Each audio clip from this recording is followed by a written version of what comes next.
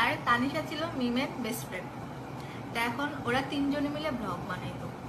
তো তানিশা নাদিম মিমের বাসায় সবসময় থাকতো, মানে জামাই রেখে বেস্ট ফ্রেন্ডের সাথে বেশি মাখামাখি। তারপরে নাদিম বলছে যে মিম নাকি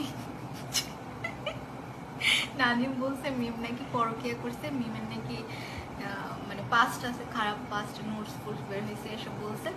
এই জন্য সে আর মিমের সাথে থাকবে না। তারপরে মানে এই খবর কে দিছে? তানিশা দিছে নাজিমকে, যে ওর বউ এসব করতেছে, ওর বউ এসব পাচ্ছিল, মানে বেস্ট ফ্রেন্ড এসব বলে দিছে। তো তারপরে এটা নিয়ে অনেক ঝামেলা টামেলা, তারপরে দুজন আলাদা হয়ে গেছে। এখন মানুষ কমেন্ট করতেছে, হ্যাঁ তোর বান্ধবীর সাথে প্রেম, এই জন্যই হচ্ছে যে তুই মিমকে ছেড়ে দিছিস। এই ও না, তখন আমার মিমকে সবাই খারাপ বলছে, ছি ছি ছি, নাজিমের মতো একটা ছেলের সাথে এমন করলাম তোমাকে নাজিম এত।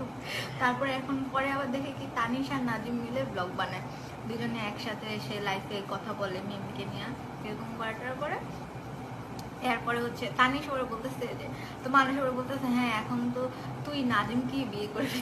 তানিশা বলতেছে হ্যাঁ নাজিমের কি আমার নখের যোগ্য আছে নাকি, এইসব বলছে যে আমি মরে গেলেও ওকে বিয়ে করবো না।